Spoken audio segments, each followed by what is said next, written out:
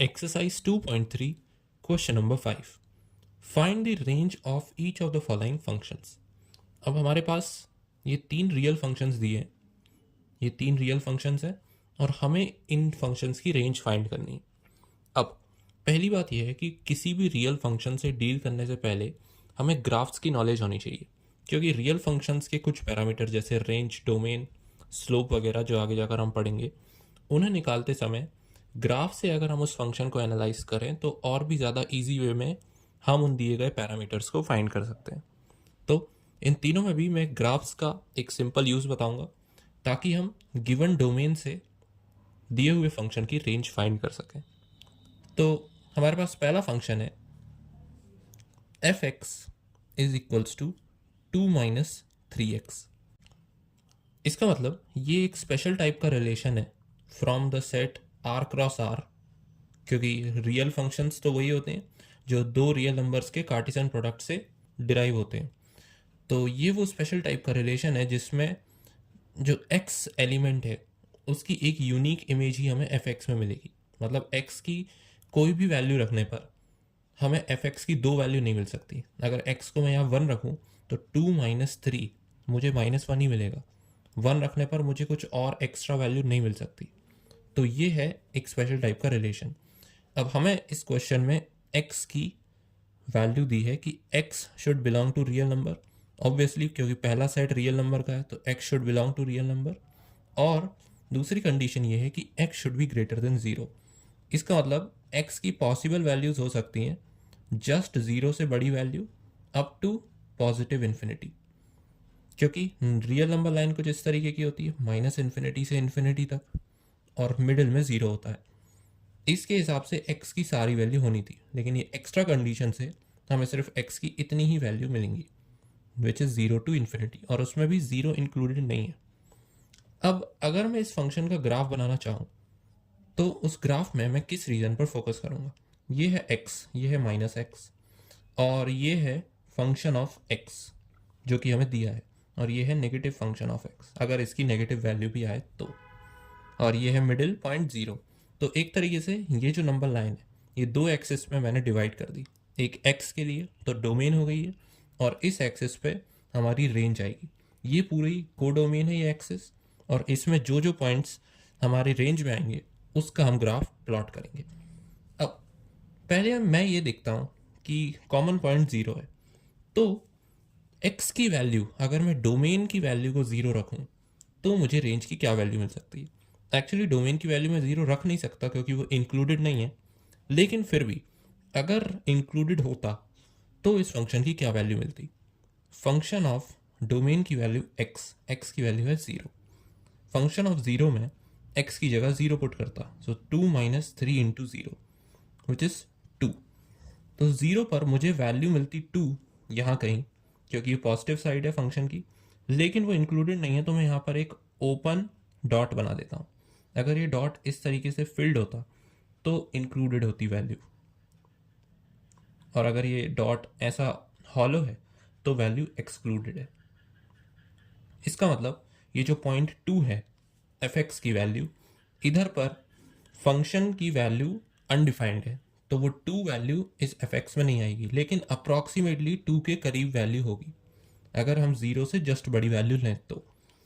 अब x की value को तो मैंने 0 मान लिया, लेकिन 0 कॉमन पॉइंट है इस कोडोमेन के लिए भी, तो फंक्शन ऑफ x की वैल्यू अगर 0 हो तो x की क्या वैल्यू होगी।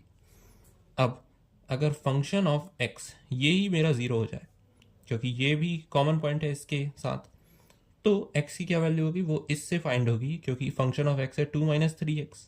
अब अगर ये पूरा ही 0 है तो फिर अगर हम इस इक्वेशन को सॉल्व करें तो ये हो जाएगा 0 is equals to 2 minus 3x। अगर मैं पूरा -3x इधर ले जाऊँ तो वो +3x हो जाएगा, then 2, so x would be equal to 2/3। ये 2/3 x की एक पॉजिटिव रैशनल वैल्यू है, तो वो यहाँ कहीं पर होगी इस पॉइंट पर 2/3, ये x की वैल्यू है, और इस पॉइंट पर ये फंक्शन 0 होगा। तो एक तरीके से इस पॉइंट को हम कह सकते हैं 2/3, 0, क्योंकि 2/3 x की वैल्यू है और ये फंक्शन वाई एक्सिस पे प्लॉट है तो ये फंक्शन ऑफ एक्स है। इसका मतलब क्योंकि हमें इस फंक्शन के 2 पॉइंट्स मिल चुके हैं, तो 10th में हमने पेयर ऑफ लीनियर इक्वेशन पढ़ा था जिसमें किसी भी स्ट्रेट लाइन के, क्योंकि यहाँ पे x की पावर 1 है तो ये फंक्शन एक स्ट्रेट लाइन का फंक्शन है, और उसमें अगर हमें एनी 2 पॉइंट्स मिल जाए तो हम उन्हें कनेक्ट कर कर एक लाइन ड्रॉ कर सकते हैं। ये भले ही अप्रॉक्सीमेट पॉइंट है लेकिन इसके जस्ट बाद वाला पॉइंट वही होगा। तो हमारे पास एक ये पॉइंट है विच इज़ 0,2, लेकिन ये इंक्लूडेड नहीं है हमारे डोमेन में, लेकिन फिर भी ये अप्रॉक्सीमेट पॉइंट है। और ये एक पॉइंट है 2/3।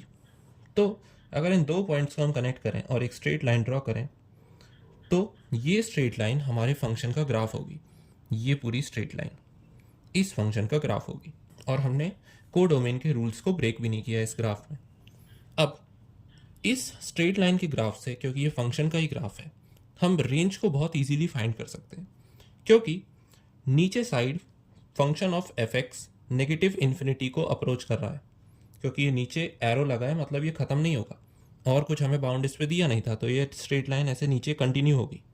और इसका टॉप मोस्ट पॉइंट 2 को अप्रोच कर रहा है, लेकिन वो 2 है नहीं, क्योंकि 2 इंक्लूडेड नहीं होगा। अगर 2 इंक्लूडेड हुआ तो x में 0 को इंक्लूड होना पड़ेगा, क्योंकि x की वैल्यू 0 पर ही हमें 2 मिल रहा था।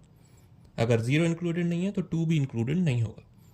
तो हमारी रेंज हमें मिली है -∞ से लेकर पॉजिटिव वैल्यू 2 तक, जो कि इंक्लूडेड नहीं है। तो हम रेंज के सेट को किस तरीके से लिखेंगे, -∞ से लेकर पॉजिटिव वैल्यू 2 तक, और क्योंकि ये इंक्लूडेड नहीं है तो ओपन ब्रैकेट लगेगा। देयरफॉर इस फंक्शन के लिए हमारी रेंज निकल कर आई है -∞ से लेकर 2। अब दूसरे फंक्शन पर आते हैं। Second function is f of x is equals to x² plus 2। अब ये भी एक रियल फंक्शन है और इसमें x की वैल्यू एक रियल नंबर है। ये सेम, ये जो कंडीशन थी ये थोड़ी एक्सपैंड करके लिखी है, लेकिन ये एक्स्ट्रा कंडीशन इसमें नहीं दी है। इसका मतलब x में सारी वैल्यूज आ सकती हैं फ्रॉम -∞ अप टू इन्फिनिटी। इसका मतलब ये पूरी नंबर लाइन यूज़ होगी। इसका मतलब ये चारों क्वाड्रेंट्स में वो straight line, actually straight line नहीं आएगी क्योंकि x² है, तो एक क्वाड्रेटिक कर्व आएगा और वो पूरे रीजन को कवर कर सकता है। ये पॉसिबिलिटी है। अब x की वैल्यू -∞ से इन्फिनिटी तक है। अगेन अगर मैं यहाँ पर ग्राफ बनाऊँ तो -x एंड x, और यहाँ पर होगा फंक्शन ऑफ x और यहाँ पर होगा नेगेटिव फंक्शन ऑफ x, और कॉमन पॉइंट है 0, क्योंकि ये 2 नंबर लाइन्स है, एक वर्टिकल नंबर लाइन जो कि कोडोमेन को रिप्रेजेंट कर रही है, और एक हॉरिजॉन्टल नंबर लाइन।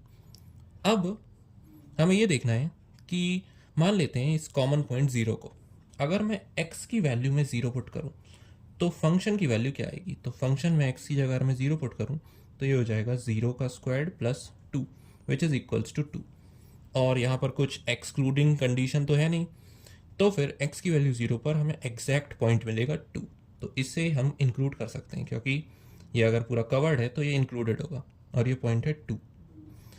अब x की वैल्यू तो हमने 0 कर दी, लेकिन अगर फंक्शन ऑफ x की वैल्यू में 0 कर दूं तो x की क्या वैल्यू मिल सकती है। तो अगर मैं फंक्शन ऑफ x की वैल्यू को 0 कर दूं तो हमें मिलेगा x² प्लस 2, क्योंकि फंक्शन की वैल्यू तो यही थी।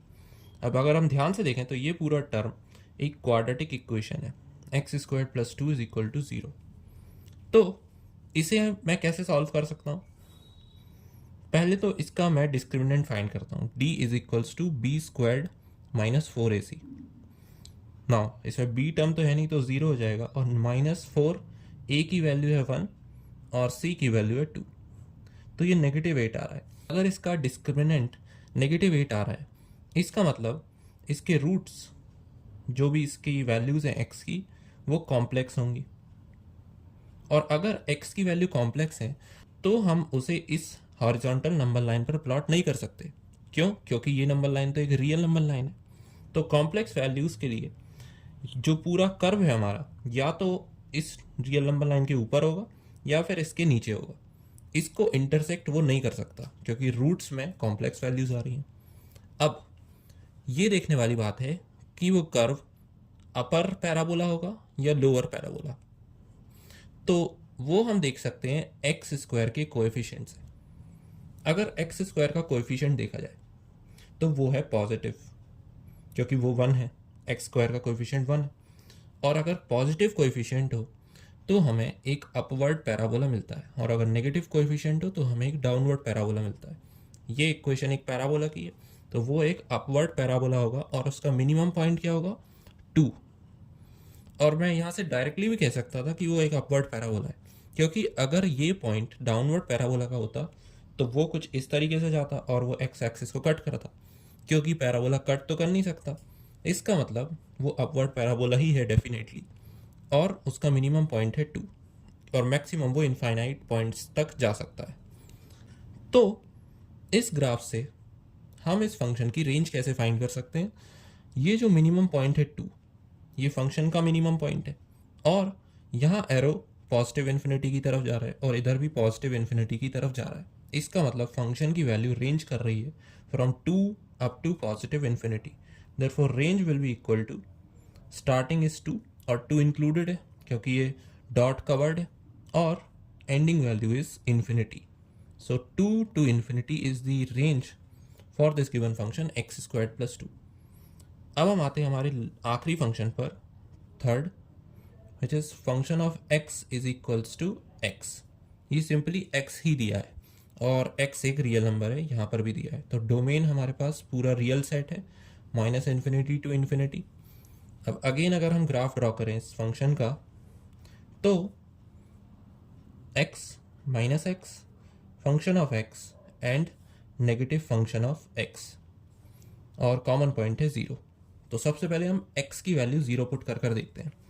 फंक्शन ऑफ 0, x की वैल्यू 0 पुट करी तो फंक्शन का रिजल्ट आया 0, क्योंकि यहाँ x ही था। तो ये एक पॉइंट इस फंक्शन में आएगा विच इज़ 0,0। ये x की वैल्यू है और ये f ऑफ x की वैल्यू ये है 0,0। अब अगर मैं फंक्शन ऑफ x की वैल्यू 0 पुट करूँ तो अगर f(x) पूरा 0 हो जाए तो ये टर्म अगर 0 है तो x बराबर 0, ये x के बराबर होगी, इसका मतलब x भी 0 होगा। अगेन ये सेम पॉइंट आ रहा है, तो 0,0 एक पॉइंट मिला हमें हमारे फंक्शन का। अब हमें ये भी समझ में आ रहा है कि ये एक स्ट्रेट लाइन है क्योंकि x की पावर 1 है, और अगर स्ट्रेट लाइन में हमें कोई भी 2 पॉइंट्स मिल जाए तो हम इजीली उस स्ट्रेट लाइन को ड्रॉ कर सकते हैं। तो अगर मैं x की वैल्यू, ये मैं रैंडमली सिलेक्ट कर रहा हूँ, x की वैल्यू मानूँ मैं अगर 1, तो फंक्शन ऑफ 1, क्योंकि x की जगह मुझे फंक्शन में 1 रखना है, तो ये मुझे मिलेगा 1, क्योंकि ये भी x ही है, तो x की वैल्यू 1 पे फंक्शन की वैल्यू भी 1 मिल रही है। तो x की वैल्यू 1 यहाँ पॉजिटिव कहीं होगी और यहाँ पर फंक्शन की वैल्यू 1 होगी, तो ये दोनों वैल्यूज़ का जो कॉमन पॉइंट है वो होगा ये, विच इज़ 1,1। तो हमें 2 पॉइंट्स मिल चुके हैं और इन पॉइंट्स के ज़रिए हम एक स्ट्रेट लाइन ड्रॉ कर सकते हैं। This is the straight line for f(x) is equals to x, और यहाँ पर कोई बाउंड नहीं था, इसलिए ये स्ट्रेट लाइन माइनस इन्फिनिटी को भी अप्रोच कर रही है, इन्फिनिटी को भी अप्रोच कर रही है, और इसमें 0 भी इंक्लूडेड है। इसका मतलब अगर x माइनस इन्फिनिटी से इन्फिनिटी बिलोंग कर रहा है, देन रेंज जो कि फंक्शन की वैल्यूज़ हैं वो भी माइनस इन्फिनिटी से इन्फिनिटी तक जाएंगी। और ये मैं डायरेक्टली भी कर सकता था, क्योंकि यहाँ पर डोमेन पर कुछ बाउंड नहीं है, x is a real number, ये नॉर्मली होता ही है हर रियल फंक्शन में। इसमें एक्स्ट्रा कोई कंडीशन नहीं लगी कि x should be greater than 0 वगैरह, ये कुछ नहीं। तो x अगर रियल नंबर है और फंक्शन की वैल्यू x के ही बराबर है, तो जितनी वैल्यूज़ x की हो सकती हैं उतनी ही वैल्यूज़ फंक्शन की भी हो सकती हैं। तो मैं डायरेक्टली लिख सकता था कि range would be minus infinity to infinity. Therefore these 3 are the answers of the given questions.